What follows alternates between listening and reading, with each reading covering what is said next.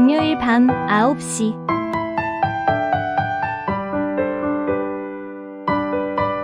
온 가족이 함께하는 온라인 가정 예배. 지금 시작합니다.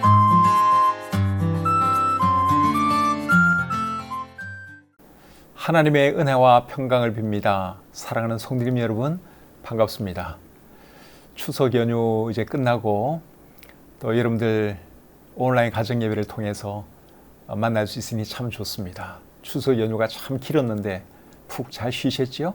또 맛있는 것도 많이 드셨으리라고 생각을 합니다. 또 무엇보다도 오랜만에 보는 가족들, 친척들 있었을 텐데 좋은 시간 되셨으리라고 믿습니다.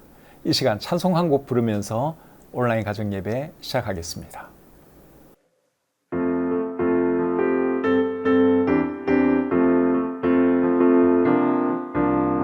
기도하자 우리 마음 합하여 기도하자 우리 마음 합하여 할렐루야 아멘 할렐루야 아멘 기도하자 우리 마음 합하여 찬송하자 우리 모두 주님께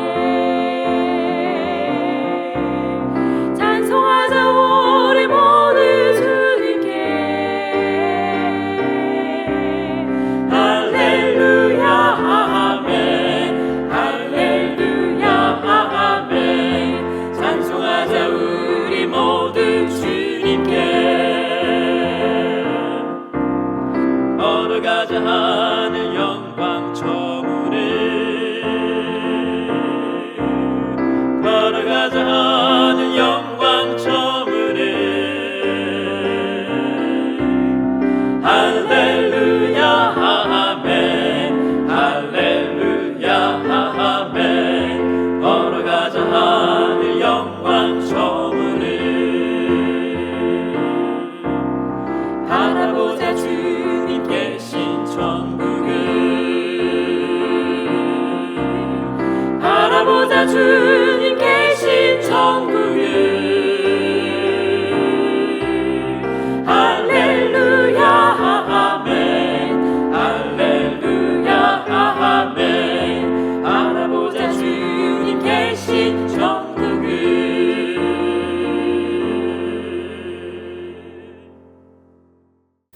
기도하겠습니다. 은혜와 사랑이 충만하신 하나님, 오늘도 주님의 은혜 가운데 하루 생활 잘 마치고 또 하나님의 은혜로 추석 연휴 잘 보내고 이 시간 함께 우리 하나님을 예배할 수 있도록 해주신 것 참 감사합니다. 하나님께서 우리를 주님의 자녀 삼아주시고 또 주 안에 귀한 가족들이 우리 주변에 있으니 얼마나 감사한지요. 또 이분들과 함께 우리 하나님을 예배하기 원합니다. 우리 예배를 하나님 기쁘게 받아주시고 또 우리에게도 큰 은혜가 넘치는 복된 시간 되게 해 주시옵소서. 예수님의 이름으로 기도드립니다. 아멘. 찬송 한 곡 더 부르겠습니다.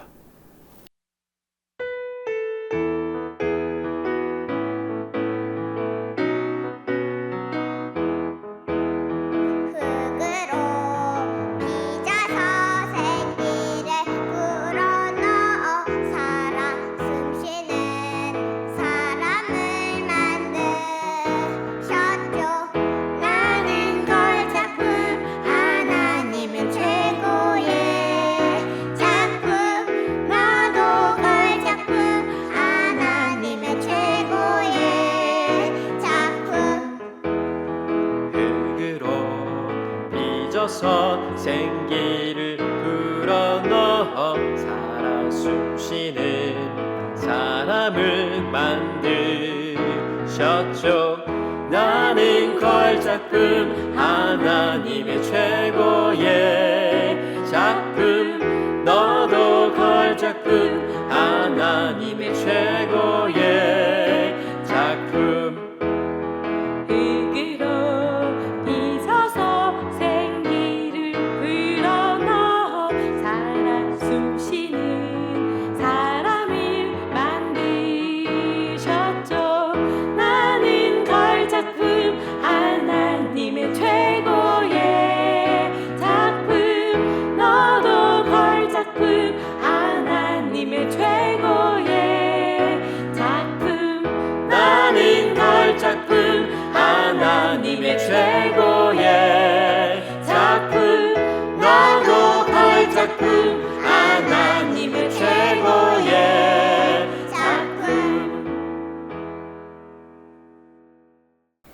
오늘 함께 나눌 하나님 말씀은 잠언 10장 1절부터 7절까지입니다. 잠언 10장 1절부터 7절까지의 말씀 제가 읽어 드릴 때 눈으로 잘 따라 읽으시기를 바랍니다. 솔로몬의 잠언이라. 지혜로운 아들은 아비를 기쁘게 하거니와 미련한 아들은 어미의 근심이니라. 불의의 재물은 무익하여도 공의는 죽음에서 건지느니라. 여호와께서 의인의 영혼은 줄이지 않게 하시나 악인의 소욕은 물리치시느니라. 손을 게으르게 눌리는 자는 가난하게 되고 손이 부지런한 자는 부하게 되느니라. 여름에 거두는 자는 지혜로운 아들이나 추수 때에 자는 자는 부끄러움을 끼치는 아들이니라. 의인의 머리에는 복이 임하나 악인의 입은 독을 머금었느니라. 의인을 기념할 때에는 칭찬하거니와 악인의 이름은 썩게 되느니라. 아멘. 잠언 10장 1절부터 7절까지 말씀 읽어드렸습니다. 오늘 말씀의 제목은 솔로몬 왕이 주는 교훈. 이것이 오늘 말씀의 제목입니다. 우리가 이미 잘 알고 있는 것처럼 솔로몬 왕은 인류 역사 가운데 가장 지혜로운 사람이었습니다. 이분의 지혜에 대해서 열왕기상 4장 30절과 31절은 이렇게 말씀합니다. 솔로몬의 지혜가 동쪽 모든 사람의 지혜와 애굽의 모든 지혜보다 뛰어난지라.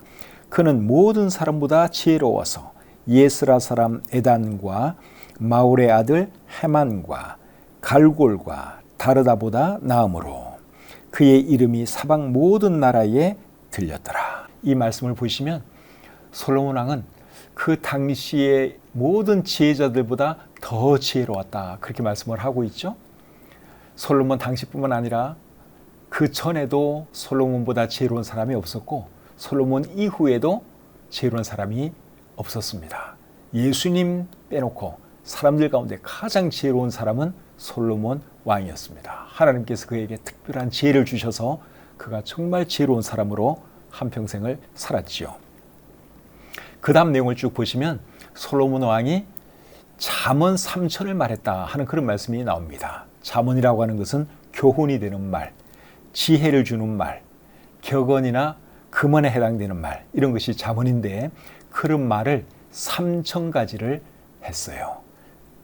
우리 같으면 여러분 알고 있는 잠언, 격언, 명언이 몇 개 안 되잖아요. 알고 있는 것도 몇 개 안 되는데 솔로몬은 자기가 창작해서 말한 잠언, 격언, 금언이 3,000개가 되었으니 이분이 얼마나 지혜로운 사람입니까? 그 중에 일부가 이제 우리 성경 잠언에 기록되어 있는 것이죠. 오늘 이 본문에는 어떤 잠언의 말씀이 기록되어 있는지 살펴보도록 하겠습니다. 1절 말씀입니다. 솔로몬의 잠언이라. 지혜로운 아들은 아비를 기쁘게 하거니와 미련한 아들은 어미의 근심이니라. 지혜로운 아들은 부모를 기쁘게 하지만 미련한 아들은 부모를 근심하게 하지요. 딸도 마찬가지입니다. 딸이 어리석고 미련하면 부모에게 고통이 되죠.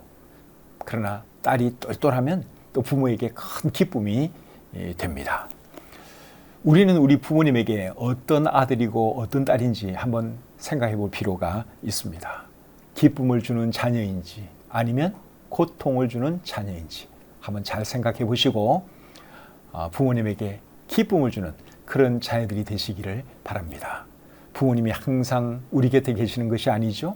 언젠가는 우리 부모님이 결국 우리 곁을 먼저 떠나가십니다.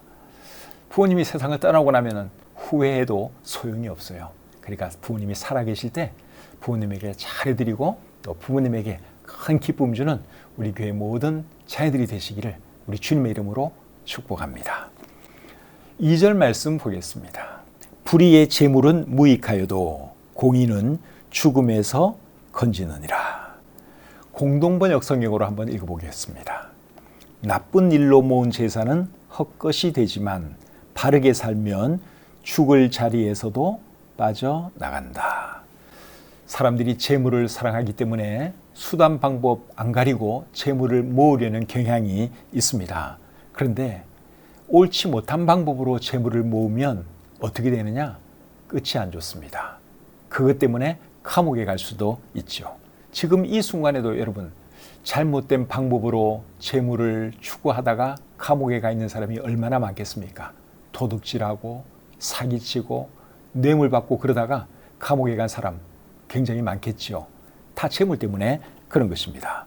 그래서 재물은 모으는 것이 중요한 게 아니라 바르게 모아야 합니다. 그리고 우리 성경에 보면 재물에 대한 탐욕 때문에 목숨을 잃은 사람도 있습니다. 구약 성경에 나오는 아간, 여호수아 7장에 나오는 인물이죠. 이분이 재물을 너무너무 사랑한 나머지 여리고 성에서 재물을 훔쳐다가 결국 그것 때문에 본인도 죽고 온 집안 사람들이 다 죽고 말았죠. 또 사도행전 5장에 보시면 아나니아와 삽비라 부부에 대한 말씀이 기록되어 있는데 이 부부도 재물에 대한 탐심 때문에 결국은 죽임당하고 말았습니다. 그래서 여러분 재물을 지나치게 사랑하거나 옳지 못한 방법으로 재물을 모으려고 하면 이렇게 탈이 난다 하는 것이죠. 재물은 필요한 것이고 많으면 좋긴 좋아요. 그래도 바른 방법으로 모아야 한다 하는 것입니다. 잠언 16장 8절에 이런 말씀이 있습니다. 적은 소득이 공의를 겸하면 많은 소득이 불의를 겸한 것보다 나으니라. 무슨 말인지 이해되시죠? 그러니까 많이 모으는 게 능사가 아니라 바르게 모아야 한다 그 말씀이에요. 오늘 본문 2절 말씀을 제가 다시 한번 읽어드리겠습니다. 불의의 재물은 무익하여도 공의는 죽음에서 건지느니라. 불의의 재물은 무익한 겁니다. 결국 그것 때문에 문제가 되기 때문에 그런 것이죠. 그래서 우리는 재물 많이 모으는 것을 인생의 목표로 삼지 말고 바르게 살아가는 것을 목표로 삼고 살아야 하는 것이죠. 시편 39편 6절과 7절에 이렇게 기록되어 있습니다. 진실로 각 사람은 그림자같이 다니고 헛된 일로 소란하며 재물을 쌓으나 누가 거둘는지 알지 못하나이다. 주여 이제 내가 무엇을 바라리요? 나의 소망은 주께 있나이다. 다윗이 한 말입니다. 다윗이 보니까 사람들이 재물을 얻기 위해서 분주하게 쫓아다닙니다. 그런데 다윗은 그렇게 살기 원치 않았고 나는 하나님께 소망 두고 살아가겠습니다. 그렇게 말을 했죠. 우리도 여러분 그렇게 살아가시기를 바랍니다. 재물이 필요하고 좋은 것이긴 하지만 재물은 항상 바르게 모아야 하는 것이고 그리고 모으는 것보다 더 중요한 것은 바르게 사용하고 바르게 살아가는 것입니다. 본문 3절 보겠습니다. 여호와께서 의인의 영혼은 줄이지 않게 하시나 악인의 소욕은 물리치시느니라. 의인의 영혼 이런 표현이 나오는데 의인의 영혼은 의인을 말하는 거예요. 히브리어 헬라어 직역 성경으로 3절을 제가 읽어보겠습니다. 여호와께서 의인은 굶기지 않으시나 악인들의 탐욕은 밀어내신다. 의인도 가난하게 살 수 있고 의인이기 때문에 가난하게 살아야 하는 경우도 있습니다. 그러나 하나님은 절대로 의인을 굶기시지 않습니다. 엘리야 선지자가 그리 시냇가에 숨어 지낼 때 하나님은 까마귀를 보내어 먹을 것을 공급해 주셨죠. 그리고 이스라엘 백성이 출애굽해서 광야 생활을 할 때 하나님은 만나와 메추라기를 보내주셔서 또 그들로 하여금 먹고 살아갈 수 있도록 해 주셨습니다. 우리 하나님은 오늘날 우리에게도 그렇게 하고 계시죠. 그렇기 때문에 우리가 하나님의 자녀이고 의인이라면 염려할 것 없습니다. 하나님께서 절대로 굶기지 않습니다. 마태복음 6장 26절에서 예수님이 이런 말씀을 하셨습니다. 공중의 새를 보라. 심지도 않고 거두지도 않고 창고에 모아 들이지도 아니하되 너희 하늘 아버지께서 기르시나니 너희는 이것들보다 귀하지 아니하냐. 맞는 말씀이죠. 우리는 공중의 새보다 훨씬 더 귀한 자녀들입니다. 공중의 새도 하나님께서 돌보시는데 하나님의 사랑하는 자녀들을 돌보지 않으시겠습니까? 하나님께서 우리를 돌보고 계시지요. 저도 어려운 시간들이 꽤 있었어요. 근데 하나님께서 참 놀라운 방법으로 저에게 많은 필요를 공급해 주셨는데 그런 거 생각하면 우리 하나님은 정말 놀라운 분이다. 저는 그렇게 느꼈습니다. 하나님은 얼마나 놀라운 분인지 모르세요. 그래서 하나님은 실제하는 분이세요. 그냥 성경 속에만 계시는 하나님이 아니라 나를 사랑하시고 나를 돌보시는 분이 우리 하나님이십니다. 여러분도 마찬가지죠. 이런 하나님이 계시니 얼마나 감사합니까? 4절 말씀 보겠습니다. 손을 게으르게 놀리는 자는 가난하게 되고 손이 부지런한 자는 부하게 되느니라. 맞는 말씀이죠. 사람이 부하게 되려면 부지런해야 됩니다. 게으르면 가난해질 수밖에 없습니다. 우리나라에 재벌 기업이 많이 있는데 그 재벌 기업을 일으키신 분들을 보면 한결같이 부지런한 사람들이었어요. 게으른 사람이 없습니다. 부지런하니까 돈도 모을 수 있었고 또 회사를 키울 수 있었던 것이죠. 오늘날도 마찬가지입니다. 우리가 부자 되기 원하면 부지런해야 됩니다. 열심히 일을 해야 하는 것이죠. 데살로니가 후서 3장 10절에 보시면 누구든지 일하기 싫어하거든 먹지도 말게 하라. 그런 말씀이 있습니다. 일하기 싫어하면 먹지도 말아야 돼요. 그러니까 우리는 부지런하게 살아야 하는 것이죠. 예수님도 여러분 굉장히 부지런한 분이었다는 거 알고 계시죠? 예수님은 아침 일찍 일어나셔서 밤늦게까지 사역을 하셨던 분입니다.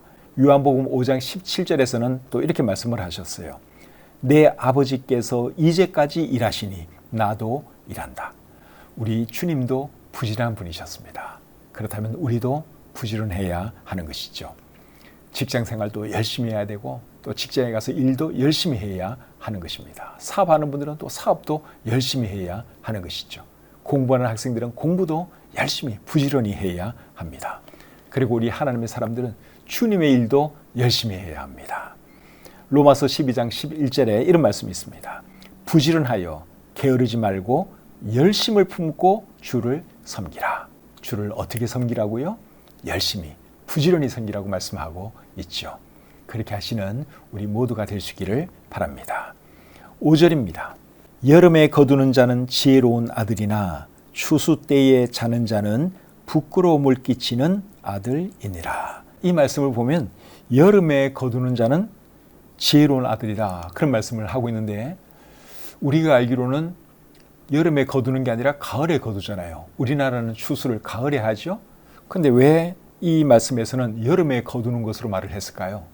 그 이유는 이 글을 기록하신 솔로몬 왕이 우리나라 사람이 아니라 이스라엘 사람이기 때문에 그런 것입니다.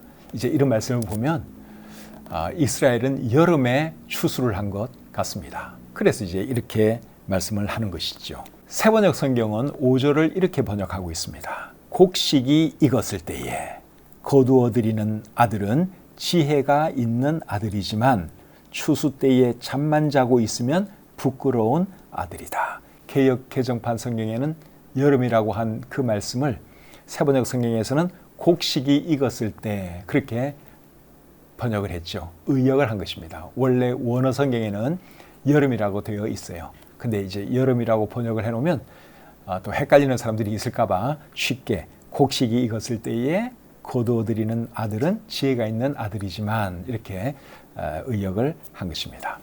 추수 때는 굉장히 일손이 많이 필요하죠. 그런데 추수 때에 아들이 추수 도와줄 생각은 안 하고 잠만 자면 사람들이 뭐라 그러겠습니까? 당신 아들은 왜 그렇게 게을러? 그렇게 욕을 하겠죠. 자식을 잘못 키웠다고 말을 할 것입니다.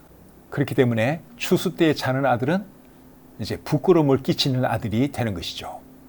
그 아들 때문에 부모가 얼마나 부끄럽겠습니까? 아들을 결국 잘못 키웠기 때문에 그렇게 게으른 거니까 부모가 결국 욕을 먹는 것이고 그 아들로 인해 부끄러움을 당하는 것이죠. 반대로 추수 때에 아들이 열심히 일하면 사람들이 그 부모를 칭찬하지 않겠습니까? 자식을 참 잘 키웠다고 그렇게 칭찬을 하죠. 그러면 또 부모는 그 말을 듣고 굉장히 기분이 좋을 것입니다. 그렇기 때문에 부모님을 기쁘게 하는 아들이 되려면 어떻게 해야 된다는 겁니까? 부지런해야죠. 부지런해야지 부모님에게도 기쁨을 주는 것이고 또 부모가 자랑스러워하는 그런 아들이 될 수 있는 것입니다. 그래서 우리 자녀 되시는 분들은 부지런할 수 있기를 바라고 자기가 해야 할 일에 대해서는 자기가 할 줄 아는 그런 자녀들이 되었으면 좋겠습니다. 그리고 우리 부모님들도 자녀를 키울 때 그런 자녀가 되도록 키워야 돼요. 모든 것을 다 해주는 것이 그게 좋은 부모가 아닙니다. 물론 어릴 때는 부모가 많은 것을 도와줘야 됩니다. 그러나 커서도 모든 것을 대신 해주고 도와준다면 그 자녀는 무능해질 수밖에 없어요. 게으른 사람이 될 수 있습니다. 결국 그 자녀 때문에 부모가 욕을 먹을 수 있고 부끄러움을 당할 수 있습니다. 그렇게 키우지 않으려면 어릴 때부터 부지런하게 키워야 되고 자기가 할 일은 자기가 하도록 교육을 해야 하는 것이죠. 그렇게 할 수 있는 우리 부모님들이 되었으면 좋겠습니다. 6절 말씀 보겠습니다. 의인의 머리에는 복이 임하나 악인의 입은 독을 머금었느니라. 세 번역 성경으로 한번 읽어보겠습니다. 의인은 머리에 복을 이고 있으나 악인은 입에 독을 머금고 있다. 그리고 공동번역 성경입니다. 착한 사람의 머리에는 복이 내리지만 나쁜 사람의 입에는 독이 서린다. 이 말씀에 의하면 복을 받고 싶으면 어떤 사람이 되어야 하는 겁니까? 의인이 되어야 하는 것이죠. 잠언이 말하는 의인은 하나님을 경외하는 사람을 말합니다. 그리고 악인의 입은 독을 머금었다 그랬는데 이건 또 무슨 말일까요? 여기서 말하는 악인은 하나님을 경외하지 않는 사람을 말하지요. 하나님을 경외하지 않는 사람의 입에서 어떤 말이 나오나요? 하나님을 부인하는 말이 나오고 악한 말이 나오지요. 로마서 3장 13절과 14절에 이렇게 기록되어 있습니다. 그들의 목구멍은 열린 무덤이요 그 혀로는 속임을 일삼으며 그 입술에는 독사의 독이 있고 그 입에는 저주와 악독이 가득하고. 누구의 입이 그렇다는 것입니까? 하나님을 모르는 자들, 하나님에 대한 경외함이 없는 자들의 입이 그렇다 말씀하고 있습니다. 이런 사람은 절대로 복을 받을 수가 없지요. 결국은 하나님의 벌을 받을 수밖에 없습니다. 그래서 복을 받으려면 의인이 되어야 한다 하는 것이요. 하나님을 경외하는 사람이 되어야 복 받을 수 있습니다. 이제 마지막으로 7절 보겠습니다. 의인을 기념할 때에는 칭찬하거니와 악인의 이름은 썩게 되느니라. 세 번역 성경으로 읽어보겠습니다. 의인은 칭찬을 받으며 기억되지만 악인은 그 이름마저 기억에서 사라진다. 공동번역 성경입니다. 착한 사람은 칭송을 받으며 기억되지만 나쁜 사람은 더러운 이름을 남긴다. 저와 여러분은 죽고 난 뒤에 어떤 사람으로 기억될 것 같습니까? 사람들이 우리에 대해서 뭐라고 말할 것 같아요? 우리도 언젠가는 다 죽죠? 죽고 난 뒤에 사람들이 우리를 평가할 것입니다. 그때 여러분 정말 좋은 평가를 들을 수 있는 저와 여러분들이 되어야 합니다. 스티븐 코비 박사가 쓴 책 성공하는 사람들의 7가지 습관, 이 책에 보시면 제가 이거 참 오래전에 산 책인데요. 이 책을 제가 참 좋아합니다. 이 책 안 읽어본 분 계시면 꼭 한번 읽어보시길 바라요. 특히 우리 젊은 사람들은 꼭 한 번씩 읽어볼 만한 책입니다. 성공하는 사람들의 7가지 습관 중에서 첫 번째는 주도적이 되라, 적극적이 되라 하는 것이고, 두 번째가 뭔가 하면요, 끝을 생각하면서 시작하라예요. 끝을 생각하면서 시작하라. 심지어 이 책에 보면은 이제 내 장례식에서 사람들이 나를 어떻게 평가할 것인지 그거를 생각하면서 인생을 계획하고 살아가면 잘 살 수 있다 하는 말도 여기에 나옵니다. 그러니까 결국은 오늘 본문 7절이 하는 말씀이 이 책이 말하는 두 번째 포인트랑 같은 거예요. 그러니까 여러분, 솔로몬 왕은 이런 잠언의 말을 3,000가지를 했으니 여러분 얼마나 대단합니까? 이 스티븐 커비는 7가지 그 이제 좋은 말들을 해가지고 이 책을 베스트셀러가 되게 만들었어요. 그러니까 제가 이 책을 엄청 많이 인용을 하는데 결국은 7가지예요. 교훈이. 7가지 교훈을 이 책에 기록을 하고 있어요. 그런데도 이렇게 참 대단한 책이 됐는데 솔로몬 왕은 여러분 정말 많은 잠언의 말을 남겼으니 얼마나 대단한 사람입니까? 그래서 솔로몬 왕이 오늘 이 본문 7절에서 우리에게 주는 교훈은 죽은 뒤에 좋은 말을 들을 수 있는 그런 사람이 되라 하는 것이죠. 우리가 그런 사람이 되었으면 좋겠습니다. 사도행전 9장에 보면 다비다라고 하는 한 부인이 나옵니다. 이분이 어려운 사람들을 위해서 참 좋은 일을 많이 했어요. 그러니까 이분이 죽었을 때 그 도움받은 사람들이 그렇게 슬퍼하고 그러는 것이 우리 성경에 기록되어 있습니다. 다비다가 참 여성이었지만 좋은 일을 많이 했기 때문에 많은 사람들에게 그리움의 대상이 되었고 사랑의 대상이 된 것을 우리가 볼 수 있습니다. 인생을 제대로 산 것이죠. 저와 여러분도 죽고 나서 사람들에게 좋은 사람으로 기억에 남는 그런 사람이 되어야 할 줄 믿습니다. 오늘 들은 7가지 꼭 기억하시고 실천하시기를 우리 주님의 이름으로 축복합니다. 찬송 한 곡 부르겠습니다.